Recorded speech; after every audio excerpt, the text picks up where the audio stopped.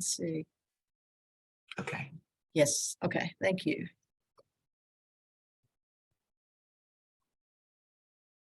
And something just happened to my presentation here, so bear with me 1 second. I'm not sure. Technology is just not being my friend today.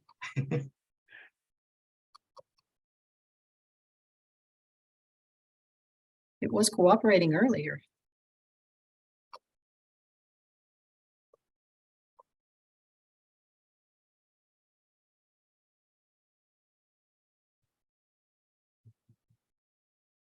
Okay. Something on my end. Are we still live? Okay.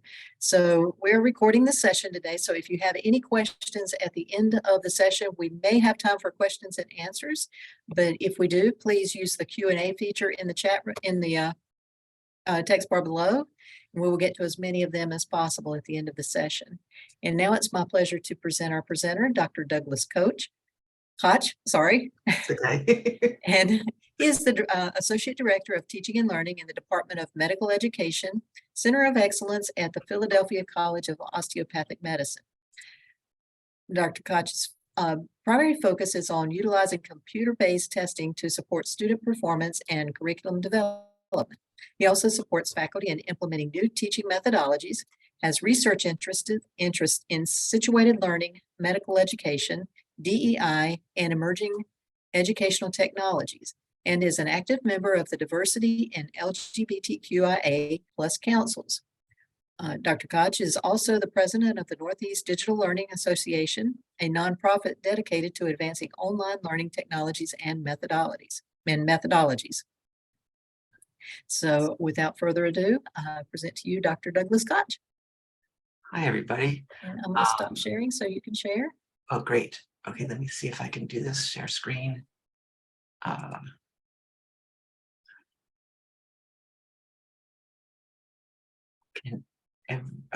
Everything moved. Okay, so can everybody see that? Or I guess like a hands up or a question answer. Yes, great, thank you. And the participants aren't able to speak into the microphone, so you're speaking to the computer. Oh, I am? They are able to put questions in the Q&A, but they're not able to speak. Okay, yes, I see that up there. Yes. Okay, thank you. So thank you for the introduction. It's exciting to be here at this conference. I was here last year with two of my coworkers. So this year I want to talk about what lies behind the test scores, using qualitative data to support diverse learners. So there we go. So what I like to do is make this a little bit more interactive. So if you get your phone out and you point your phone at this QR code, you should be taken to a Padlet where you can introduce yourself with the rest of the people attending today. So, and since it's not a huge crowd, if you want, don't mind stopping if you have any questions. Just put your question in the Q&A section and I could just stop and answer.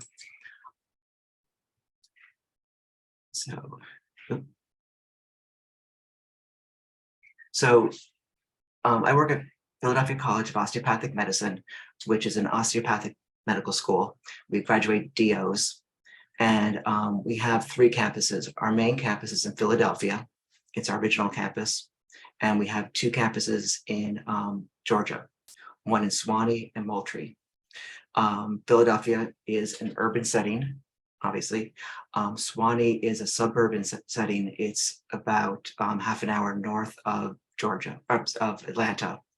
And then Moultrie is a rural setting, and it's about an hour and a half north of Tallahassee, Florida. Between the 3 campuses, we have 470 students per year. So because it's a medical program, the first 2 years are didactic and the second 2 years are clinical. So we have twice that many students on campus at a time. On my campus, for the Philadelphia campus, we have about 270 students. Suwanee is about 150, and Moultrie is about 50 or 60. So, so why is this important to me? And if you want to click on the Padlet or this QR code and answer the question so you can share with the others, feel free. So I'm interested in the fact that in this country, probably everywhere, we have health disparities and outcomes, especially in diverse and underserved or communities. And our institution wants to try to address that. And that's why we have our 2 campuses in Georgia. There's a healthcare shortage in Southeast United States. So we started our campus, or one campus down there in 2005, and the new one a few years ago to start graduating doctors that can serve those areas.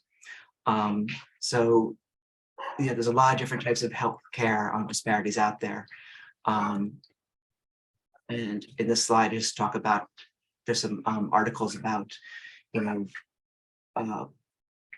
disparities due to race, due to gender, identity or sexual orientation, how the bias is built into certain systems, including AI systems that might be used to analyze or help treat people, and how disparities can lead to negative health outcomes, and it just goes on and on.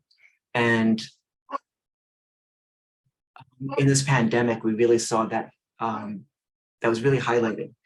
And excuse my dog barking in the background. So as an example, in New Jersey, when the vaccine was finally available, they made it available at 6 locations in the state. So you had to go there, drive up and get vaccinated. Well, it left a lot of people unable to be vaccinated. And my parents are an example. My parents are in their 80s and 90s. And my father has advanced ankylosing spondylitis, so he's not able to walk. He has a full-time aide, and he's essentially bedridden. So, and they don't use a computer. So they can't go on and schedule anything. They can't still schedule any vaccinations. There's no service that will go out and vaccinate them at home. The County Visiting Nurse Association has a backlog of about 2 months. So, it kind of highlighted these disparities that exist. And this is a framework that I found in a kind of recent article, it's from 2013, talking about how health disparities are linked to different things. So here you've got racial minority patients, but it really does apply to cultural issues or differences, gender and sexual orientation, income differences, geographic location even, and so on. Peter wants to do an update. So you have people who have these histories of distrust or cultural backgrounds that don't necessarily interact with healthcare or authority figures for different reasons. So it's important to have physicians that represent those communities. So that's what we're looking to do, is to create a more diverse workforce in the healthcare industry. So what I'm focusing on, because I'm working on the education part, is trying to support our diverse learners.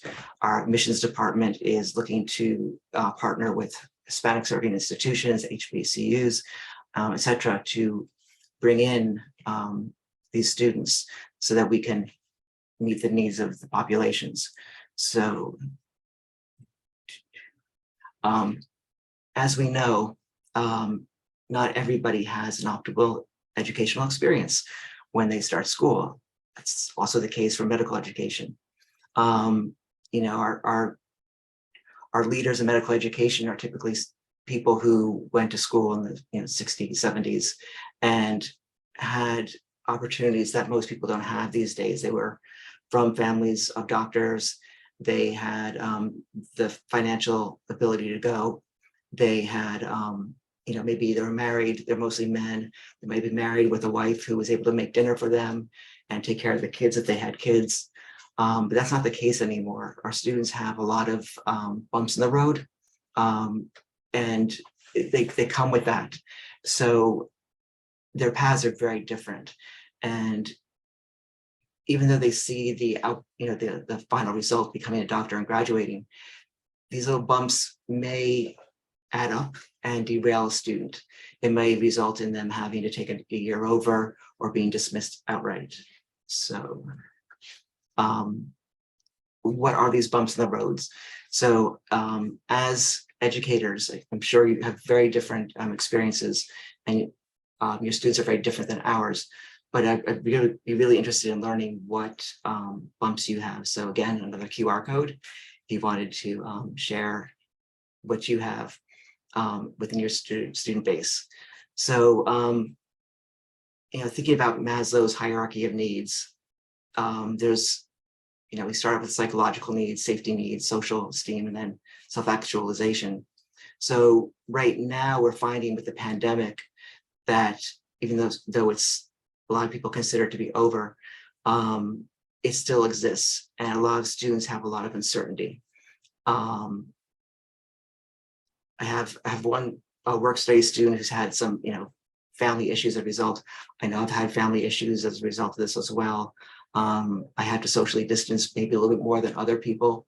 So, it's still there, that underlying mindset of safety and uncertainty. A lot of our students have food insecurity. We have, a huge financial burden. Medical school is very expensive. A lot of our students that come to the school have come from a different area. They might not be used to like an urban setting, like here in Philadelphia. You probably have heard about on the news about a lot of crime going on here, which is, I think, a little bit overplayed. They're not used to the cultural changes.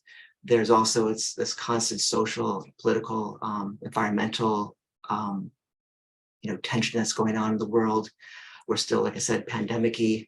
A lot of our first generation students have difficulties. They don't know how to navigate the system. We have students who have English as a second or third language. We have students sometimes who come from a non-science major and do like a post-bac program to get them up to speed. Or the students have taken gap years or have undiagnosed conditions. A lot of the students might come in and realize once they have a very rigorous program like this, that they have ADHD, they have test anxiety, they have a lot of other things that they just were able to manage before. And I know for myself, I started my doctoral program at 50, and all of a sudden I was working full time and going to school full time in an online program, and all of a sudden I couldn't organize anything anymore. And that's when I realized I have ADHD also. So, you don't know when you have these, you develop tools to keep yourself going, and all of a sudden, you go to medical school and it doesn't work anymore. So, it's just the background of our students. And we often will look, in the past, we would look at the students and say, some students fail, some students do really well. How can we differentiate those students? So what we would look at is admissions information. We had standardized test scores, we had demographic information. We also knew from in the program, we had a certain number of students who would pass and or not pass or take longer to graduate. We could look within a course to see how many people would pass or fail. We could look at individual grades, but nothing we really looked at, combining all this data really was able to point to any one student or any group of students who would do well or not do well or need extra support. So that's why we had to think about what I was just talking about before, all those different characteristics that can lead to a bump in the road.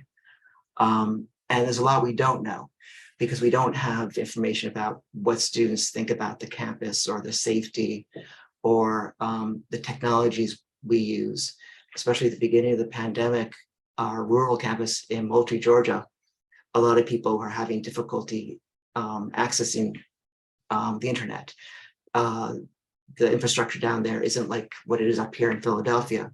So not just for the students, but for the faculty and staff as well. So we had to go out and get hotspots for all the students and the faculty and staff. The culture might be very different. We don't know what they know about that or feel about that as well. So there's just a lot of different factors that go into what might make their stay or their experience a little bit more difficult than the ideal student that has that smooth path to go down.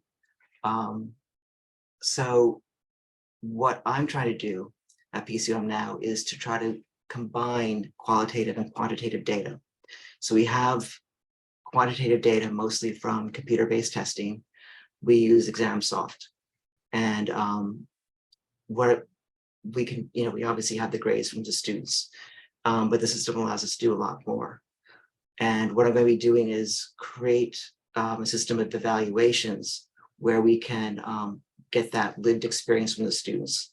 So we're going to be doing an in-course evaluation, a end of, we do that through Top Hat, which is an LMS essentially that we have learning modules in, and we have weekly check-ins with the students to see how they're doing. We also have course evaluations that take place at the end of every course. Obviously, we have end of year evaluations, which are going to be starting this year. And then we're going to start a M3 evaluation. So M3 is the third year of medical school. So that's when they go into the rotations. So what we're going to do is ask them what's going on at the beginning and the end of that year to see how well they think they were prepared. And we also have an academic counseling team, which we started last year. And I'm one of the people on that. And when we identify a student who's not doing well, usually because they didn't pass their first quiz or they didn't do well on their first exam, they get paired up with a faculty member or staff like myself. And we work with them to try to identify maybe what's going on and point them in the right direction to get the resources that they need. But to bring these together, we're going to be using a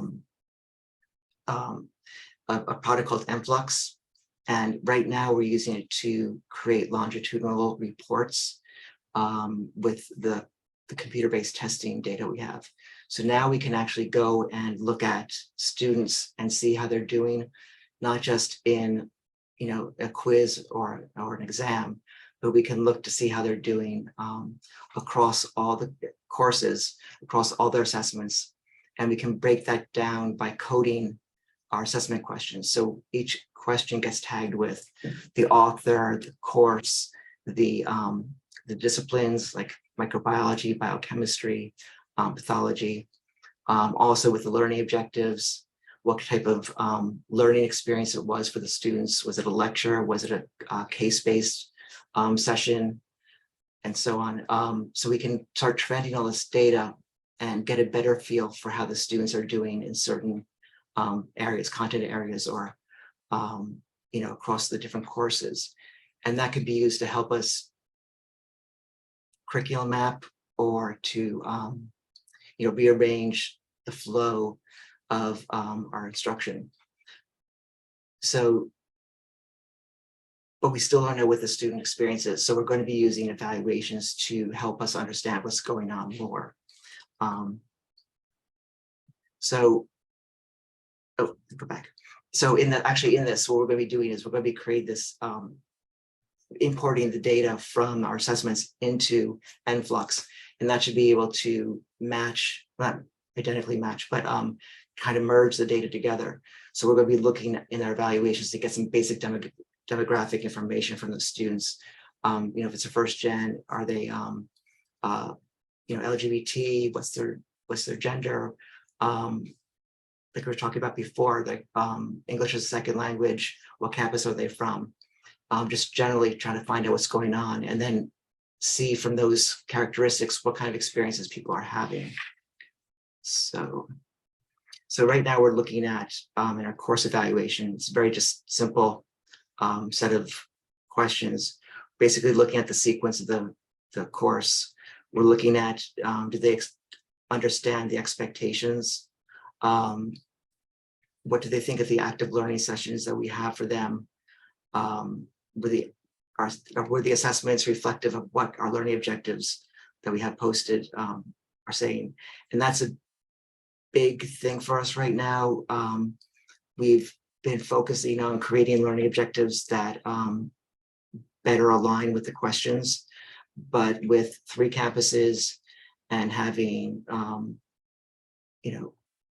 maybe I could say personality differences, it's a little difficult to come up with learning objectives that are that make sense for the students. So we're trying to focus on revamping that. We're also asking students about the communication. And that's been more important now with it still being a pandemic, and sometimes we have to have distance learning.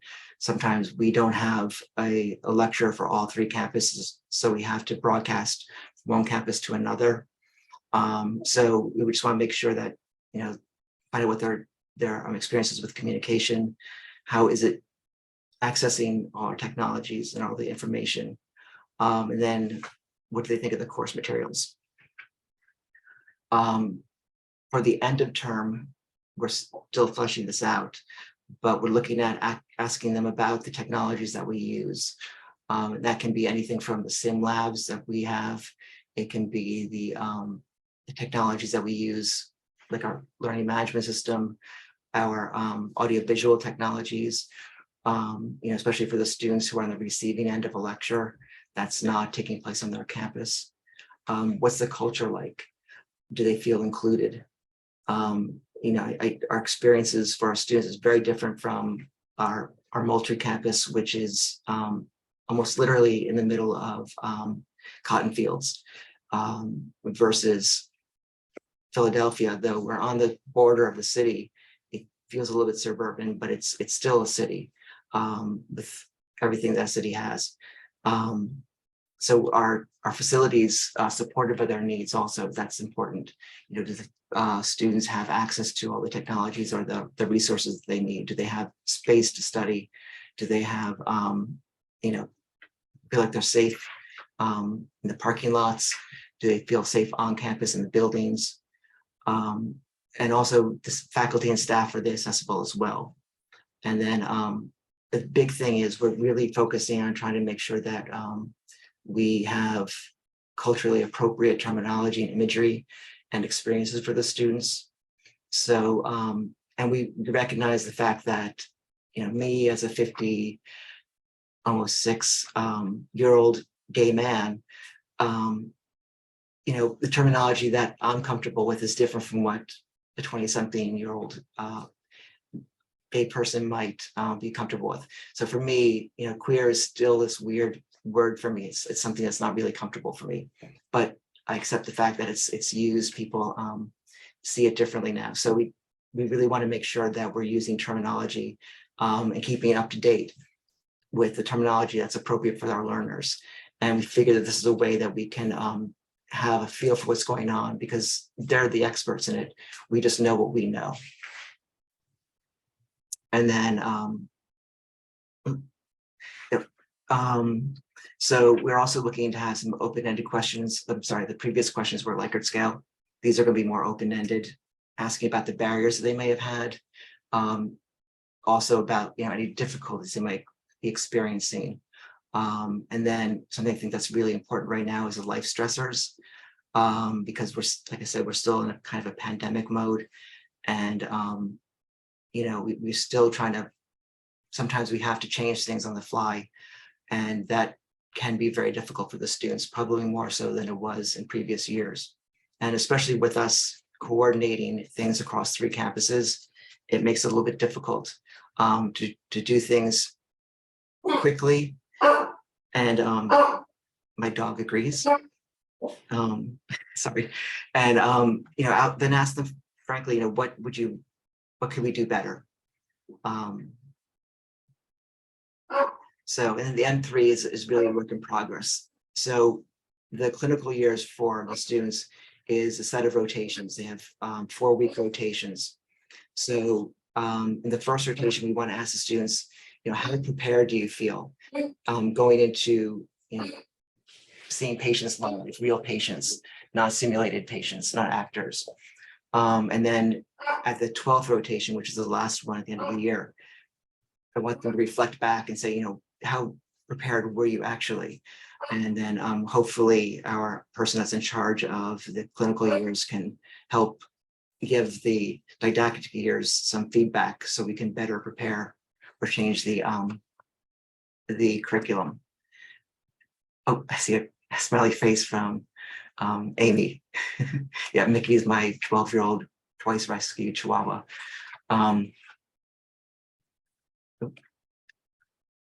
There you go. So I've been working on some meaningful interventions, just myself, but also the institution. So again, another QR code. If you have any interventions that you've been doing over the years that you found helpful for your learners, I'd love to know what you did and share with the group, because we know our learners, and I'm sure there's things we can learn from you. But as an institution, PCOM was really committed to social justice beginning in 2020, and diversity before that. And we built it into our mission statement. We built it into the strategic plan.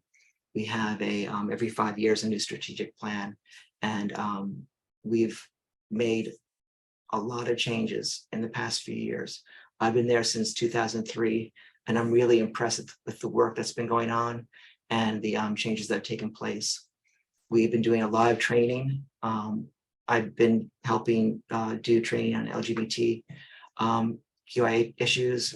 We have mandatory diversity training that's going on right now for all the faculty. Everybody has to go through this, and they're going to roll it out for the staff. After that, I think it's going to be starting next year, beginning of next year. We've been doing microaggressions training for all of the students and incoming residents and interns. Those are people who graduated, so they're doctors. But we've been getting feedback from students and from the residents and interns about microaggressions and outright aggression.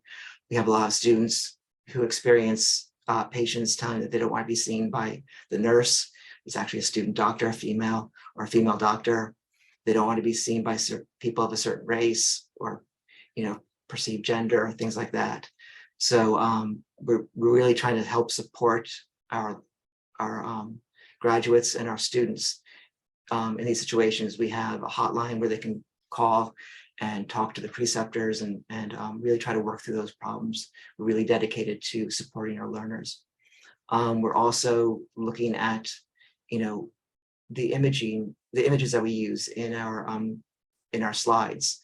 Are they always, our dermatology slides are always of, white skinned individuals? Are we always talking about, certain types of people? Are we always talking about, like in our questions, the language? One of our faculty members was saying that she always writes questions, or she realized she was always writing questions about a person that had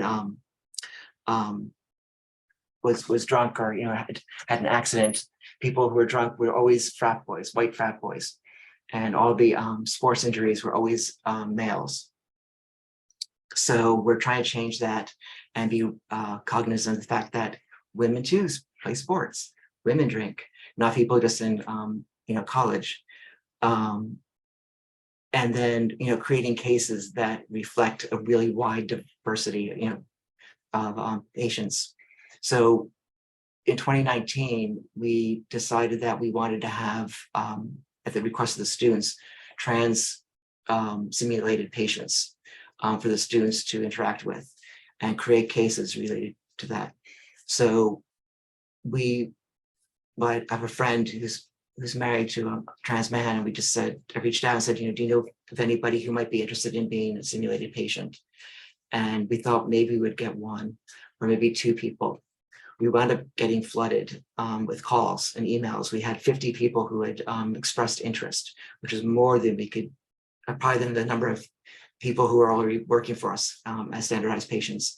So we had to spend a lot of time working and finding the one person who would agree to do that and could fit into their schedule. And then the pandemic hit, unfortunately. But so we're really dedicated to creating experiences that represent what people are going to see when they're out practicing. We're also created ERGs, affinity groups at our institution, and those have been doing a lot of work to they're employee groups, but they're really dedicated to changing the culture at the institution, and that is something the students are starting to see. And we're also doing a lot of events on campus. We're very especially now that we're coming back on campus, we're much more visible in what we're doing related to that. For me, as a gay man, I just was myself, but now I'm wearing, ID and having, well, you can't see that, but like my little pronouns and my ribbons and things like that. At work, I've got my pride flag in my office so that people recognize the fact that it's I'm just not like a white male, but I have other identities as well.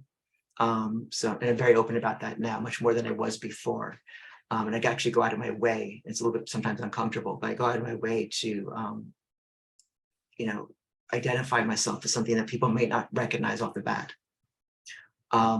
We're also looking to create interventions that help the students. And this year we did a lot of work on that to help them make that transition to a professional program. During our orientation, we spent a lot of time talking about all the different resources that we have through student affairs, through our HR and like Title IX, the resources we have with the different student groups, with the tutors, everything, psychological and counseling services we have available as well. So, and I've received anecdotal evidence from the students that they've been really happy with the with how engaged we are and how much we're offering them. One of the things I'm going to be starting for next year is looking at some barriers that are probably low-hanging fruit. A lot of our students come from institutions that may not have had computer-based testing before. All of our testing is computer-based. So our students that are coming from smaller schools in the South may have had, those old blue book, types of exams. And when they come to school, they're not used to doing something on the computer. They're not used to the pace, the format, the intensity. So I'm going to be creating a series of mock exams that the students can take before orientation, just to get used to that format and that interface. And we'll start out with a set of questions that have like 100 seconds each, and then shorten it to the 90 seconds that we use, or 80 seconds, I think it is, that we use per question for regular tests. So they can get used to that. They don't have that barrier of, maybe the anxiety they have when they sit down in front of the computer, or the format. I'm also working with a student to help those students who have had those gap years or have those non-science backgrounds, and they're using Anki, which is a product. It's like a online flashcard program, which a lot of our students use, and I have a love-hate relationship with it.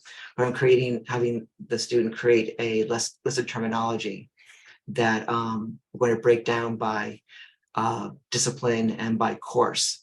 So the students can go through and become familiar with the terminology before they go into class. So it reduces their cognitive load. They can focus more on the content and what the content means, as opposed to trying to remember that, this word, what is DNA, and try to look that up. That's a simple example, but, so it should lower that and make it a little bit easier for many of the students.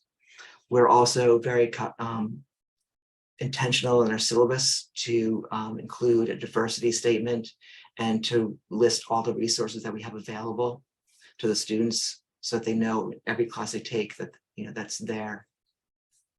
We've also started the ACT team, which I mentioned before, and that's the ACT is academic counseling team. So it's really the academic counseling team. But like I said, it's a group of faculty and staff on each campus who will meet one-on-one with a student to just talk to them and find out what's going on right from the beginning, or whenever they don't do well on exam, and just explore what's going on. And from my experience, it's not academic issues.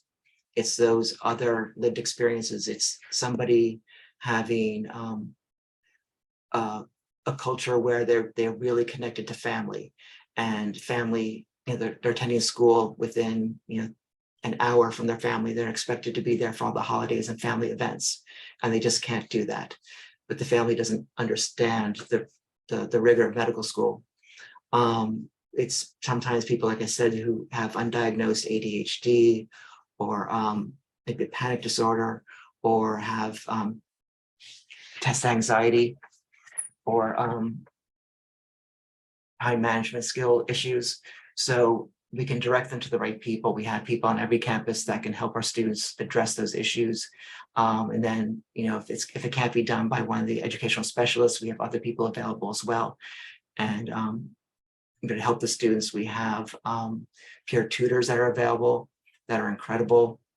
And something to the culture at our school. We had one student who was going through a lot of life issues and needed to take some remedial exams. And the one tutor recognized that the student was very, had a lot to do. So the student came in one day and met with the tutor, and the tutor said, "Here, this is a bag of food for you. I made a whole bunch of meals for you. Take home so you don't have to cook, so you don't have to think about that. And you could just focus on studying." And so it gives me goosebumps. But I think it's really great that we have people like that at our school. So it's great that as a member of the ACT team, that we can make sure the students reach out to people who can be there to really support them in a way that they wouldn't have had support otherwise. They don't have to feel isolated. And then we're also working on creating an alternate or an extended track. I don't think there's a really good name for it yet, but it's a slower, it's not a good name either, track that students can take if they're experiencing some difficulties, and it allows them to still graduate, but it would be a year later.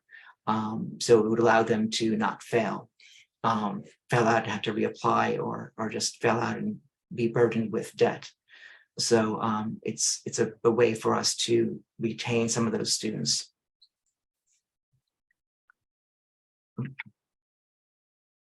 Yeah. So those are some of the things we're doing. That's why we're using the data. But I was wondering if any of you had any questions or comments, or had anything to say. I know this went through pretty quickly, but I'd be really interested in hearing what people here are thinking.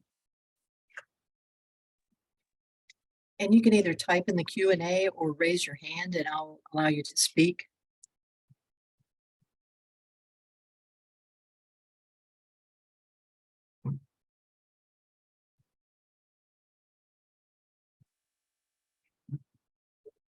Let's see.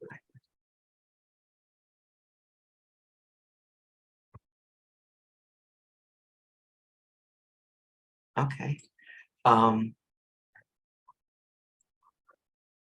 can stay on. Yeah, there are still 5 people in the room, so 7 counting us. Oh, 4, excuse me. Yes. So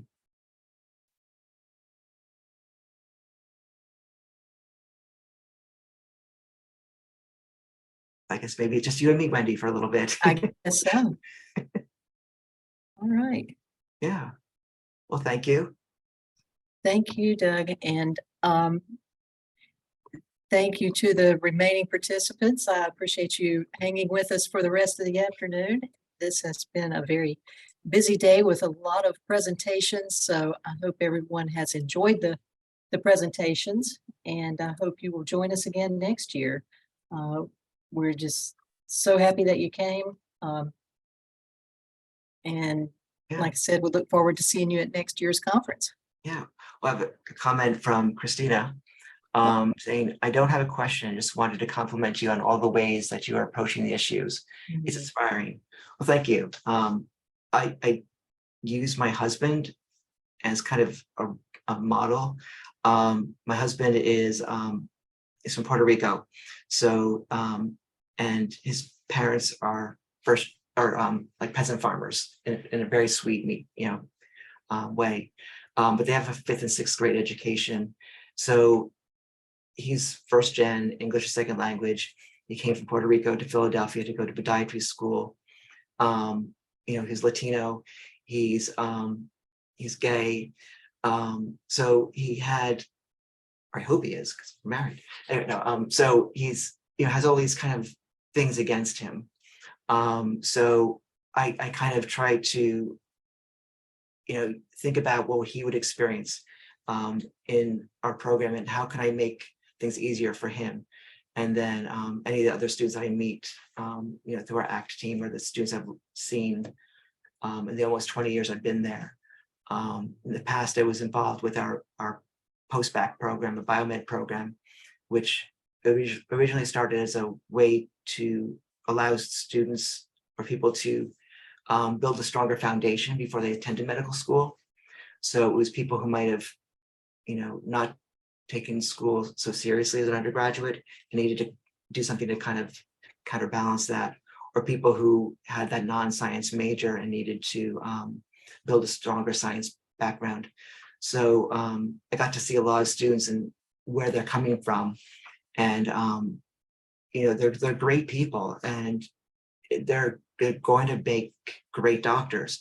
They're going to connect with people in a way that most clinicians I've met over the years won't or don't, because they are those diverse people. They've had these experiences which are experiences that a lot of people have.